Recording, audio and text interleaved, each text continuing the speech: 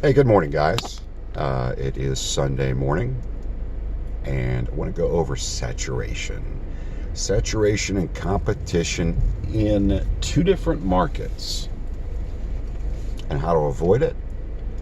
And also want you to know that we will be going over our worst states in this upcoming webinar. We'll cover that, the states that we think are the worst states to work. We've already covered the best. I'll say those again. We particularly like North and South Carolina, Georgia, Florida, Ohio. Like those a lot, guys. Great states. Haven't had an issue at all with them. Worst states we'll cover in the next webinar too. But let's talk about saturation. And by the way, you can go to SurplusFundsRiches.com. Put your name and email in the right box on the right. We've always got unsubscribes. If we send you an email, you can unsubscribe for us, for goodness sake. Don't be afraid of it. There's no black helicopters flying over our website waiting to arrest you for putting your name and email address in there. Go ahead and do that. Get our Insider's Guide. It'll give you an overview of all of our programs. Watch the main video. That's a really in-depth video. You can call me 9 a.m. to 1 p.m. Eastern Standard Time, Monday through Friday. At 704-791-9398 if you have pre-purchase, not post, but pre-purchase questions. We have a system for post-purchase. For pre-purchase questions, you can give me a ring. But let's talk about saturation. And I'm going to be completely honest with you guys. When we first started really getting the process down with this, 2007-8, really looking at making this a viable business and scaling up, and we were doing it really crazy different ways. But when we first started doing that, Jeff and I, one of the things we did with that, one of the things we said was, hey, this is going to be a 5 to maybe 10-year run. Really, that's what we thought. We said, there's no way. This is the best kept secret on the planet, right? How the heck can you possibly have more than a 10-year run in this? That's really what we thought. And that's part of the reason why we also branched out into other areas, got back to our roots with investing in pre-tax sale property, flipping it. Same thing with pre-mortgage foreclosure property, going after redemption property, all that.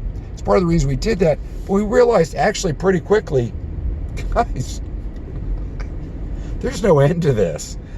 First of all, it's recession proof. So you see a lot of them happening, both in up and down markets. Okay, up markets because, heck, they're bidding the crap out of this thing. They're bidding it like you wouldn't believe. So primarily in up markets, you're going to see both mortgage and tax overages really do well. Right now, my gosh, you can't find property. If it's selling in a mortgage or a tax overage, it's probably creating an mortgage or tax sale, it's probably creating an overage. That's it. The percentage is much higher now. The percentage of foreclosures and tax deed sales that are creating overages, that percentage is up. So even if there's less of them, the percentage is up so much more that it makes up for it. More than makes up for it. In a down market, you got a lot of people scared. People aren't bidding. However, particularly in tax sales, you've got people that are so disheartened and so they've thrown in the towel. That they're not listing that property. They're still doing it today like that, but in really down markets, you really see this depression and mental depression with owners, and they just don't even try. They don't even try to list the property. They just go screw it, and they figure they can't do it, or they wait until the last second to see if they can hit the scratch off. I wish I was joking about that, okay, but it's true. They really think there's a shot of making it with that scratch off at the convenience store. So there's a ton of them, especially in tax sales and down markets. Let's talk about saturation. So what we do, guys, is we teach you how to get your own list. And that's completely covered in the ebook. You can get them online. You can buy it. You can do a bunch of things. But one of the things I want to warn you about is if, for instance, you put in overages, all right? You put in overages, or you put in surplus funds or excess proceeds and maybe a state name, or you just put them in overages, tax sale overages, mortgage overages. Typically, I can tell you right now, for instance, Maricopa and Pima County in Arizona are going to pop up on the first page of Google. Well, guess what? If that's what's happening, that's an extremely competitive list to work. Duh, right? I mean, if everyone can get it and it's the first 5 positions of Google, the world is going to work that. Yeah, that particular list is saturated and overworked. It's that simple. It's saturated and overworked. So yes, there are certain lists like that. We teach you how to get your own list. There's a guy out there apparently selling a program on how to do this. I guess he started actually in the business of creating lists. But anyway, he tells people he's got these lists he's got to give them for free with the program. Okay, he's giving everybody the same list. I'm thinking that might be a little competitive. That might be a little toasty. That might be a little crispy. Those particular lists might be worked a little too hard, okay? But here's the other side of that, guys. Some competition is good, all right? Some competition actually is great, because if you're going in, even if you're the first company, in my case, you're the first company going in, they go, I'm not sure I believe you. Listen, if there's competition and they're getting calls from 2 other companies, now they're going to believe that the money's there. Now, the obvious question at that point is, yeah, but Sean, how do you figure out how to be the one that's in line, that's the right person that actually decides to work with them? You don't. What you do is you have the best possible deal for them. Now, most people out there, what they're doing is they're saying, oh, that means I got to give them the best possible percentage. No, I'm going to kick your tail. First of all, you're going to be in business 3 months and be out, okay, if you're not taking a legitimate portion of this in order to cover your expenses. And most people are doing that. They're getting out of business. Now, the reason why this business is not saturated, and we don't have an issue with that, is the people that do get involved either start quickly and don't do it right, or they don't charge enough and they're out of business because they don't know how to run a business, and they don't realize they're not going to be able to cover their costs. Period. Happens all the time. If I had to hazard a guess, and I've told people this before, I would say at least, and I know you're going to find this hard to believe, but at least 20% of the people that buy my program started with somebody else, because that program didn't give them the right overview, didn't tell them exactly what to do, or maybe oversold them on how easy it was in their introductory videos or webinars. And then once they got there, said, by the way, you got to do this. And I went, damn it, why didn't you guys tell me this? I mean, I could have provided for it, probably still would have done it, but he didn't tell me this. And a little distracted. Now they're not working with somebody that's going to partner with them. And I mean, people come in and out. This is a burnout type business for people because they're not getting adequate information. Okay? But we teach you guys how to get your own lists. We teach you how to do that. You're avoiding the saturation. You're avoiding working a list that comes up on the first page of Google, obviously, right? And we're teaching how to do mortgage and tax. No one else is working mortgage overages. Nobody. We teach you how to do that too. Okay? We even have a state or two where we have kind of this mother may I, where we know the exact little secret sauce thing to ask because they're trying to hide the list, right? So we also hire attorneys, and what makes me also extremely competitive, besides the fact that I have an A+ Better Business rating with thousands of inquiries and 0 complaints with my buyout company, we buy people out. They're owed $50,000. I'm going to give them $5,000 within a week after they sign my documents, and maybe another $20,000 after we successfully get the money out. I'm going to pay the attorney up to 13%. I'm going to pay my researcher. I'm running it like a business. Most people are not. The other thing you run into is whenever there's a barrier, people will bail. For instance, Georgia, great state to work.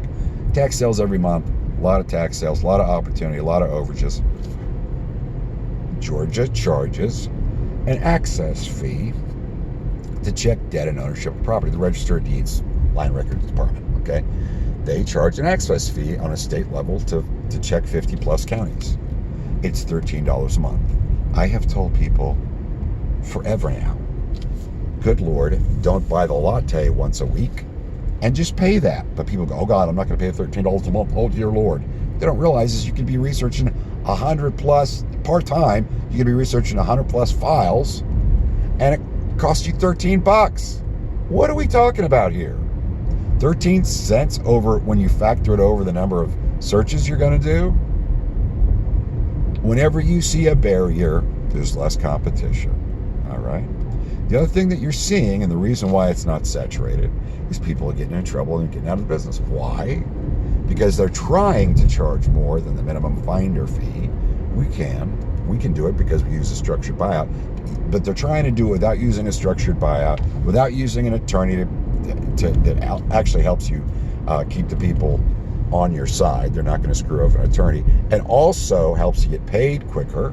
Also helps you cash checks, because the attorney can get it out in the claimant's name and use their trust account to cash that check.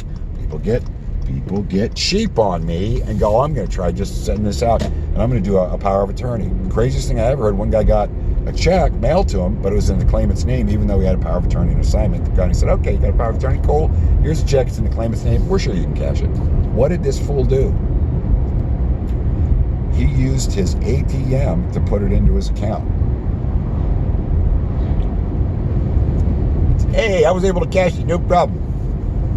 Guys, they have algorithms and things that catch you on that. A week later, they took the money out of his account. Okay? There's no shortcut to this crap, guys. Stop with it. Or they'll go, oh yeah, I'll do a buyout, but I'm just going to give them $100 up front instead of 10%. And that'll lock them down. No! If you get into any issue down the road, the court, if there is an issue, and we don't ever have one, but we're giving them 10% of the gross amount up front within a week, you're going to give them $100? They start raising hell. The court, if it does go to court, they're going to go, you gave them $100 to get 50 grand out. Okay, that's not reasonable consideration. See you later. Null and void. Your deal doesn't stand. Why? Because you tried to take a shortcut. That's what you did. You tried to take a shortcut. And shortcuts don't work. Period. So, having said that, guys, you look for areas that have barriers. If it's difficult, you call a county or you email a county. You try to look up their stuff online. You finally get in touch with somebody over there. It's a place where, it's not online, maybe. Barrier. It's not online, and it's something you got to call to get a list, or you got to email to get a list. And you get in touch with somebody, and let's say they don't know what you're talking about and blow you off. Try 4 more counties in that state. One of them is going to know what the heck you're talking about. We teach you how to do this in the ebook. One of them's going to know what the heck you're talking about. I send you a list. Guess what? Now you backtrack, call the other counties that said they didn't know what the heck you're talking about and go, I'm sending this to you. I want your version of this. Oh, yeah, that list. Now, let me clue you guys into something. Everybody's saying this, that the government's trying to keep this money. I agree with that. However, it's usually not the counties. The counties only usually get the benefit of either like a small fee for holding it during the time that they have it before they send it on to the state, or a small percentage that they get from putting it into account and holding it for the people before they send it to the state. So in my personal opinion, the counties are not trying to screw people, or municipalities. There are boroughs in Alaska, there's good Lord parishes in Louisiana, but they're not trying to screw people, guys. Okay? They're not. It's the states in most cases, once that money gets there, that are trying to screw people. All right? So back on track. No saturation issue with us. We're working mortgage and tax overages. We're using a buyout. We're getting a reasonable amount of money so we can stay in business. We use an attorney so we stay on the right side of the law. We can cash the check, and we have credibility. Okay? Again, that buyout, 10% of gross up front, phenomenal. And we have an A+ rating with BBB. And of course, we're members of that program that we started up, that system, okay, called rightfulownerproject.org, which is kind of a BBB for asset recovery folks. So all of this means if you follow what I do and you do it the way I tell you to do it in the ebook, you're not going to have a problem with competition. You're going to embrace it. You're not going to have a problem with saturation, because you're going to know, don't do Maricopa County, right? You're going to know what to work, and you're going to realize you can get lists that other people aren't even trying to get. The other benefit is, because we work, we call it the deed flip, because we work pre-tax sale properties, trying to buy the property before it goes into tax deed sale, okay? Because we work that, the people that get that program with us as well, what they have a benefit of is they've already researched the debt. So when they see the sales price, they can pretty much determine, okay, there was a total of 50 grand debt against the property. It sold for 75. There's probably 25,000 overage there. They know there's an overage there before a list has even been created, can send it into us as an overage file and work it that way. I mean, especially if they've already sent it in as a deed flip, which is our pre-tax buy, where we would have bought the property before the taxes hit, paid off the taxes, paid the owner, flipped the property, given a percentage to our guy that sent it into us. You guys get 2 shots at the same deal because you're working at sending it to us as a deed flip. Now, listen, we've eliminated during that time period, even if we don't do a deal with them as a deed flip, we've eliminated the wrong numbers and addresses. We may have even had a conversation with them, and now you're turning it into us before it even hit a surplus funds or overage list. And we've had a conversation in some instances, and at least we've eliminated wrong phone numbers and wrong addresses. We know how to contact them before anybody else, and we know to contact them before anybody else. So, as you can imagine, that's pretty dang powerful. And that's why the trifecta and the best of the best bundle are such powerful bundles. Guys, I hope all this has helped you understand that there is no saturation issue at all in that business. Deed flips, I can talk to you about that on a later one, as far as saturation with flipping property pre-tax sale. But as far as the overage business, there just isn't an issue. Thanks.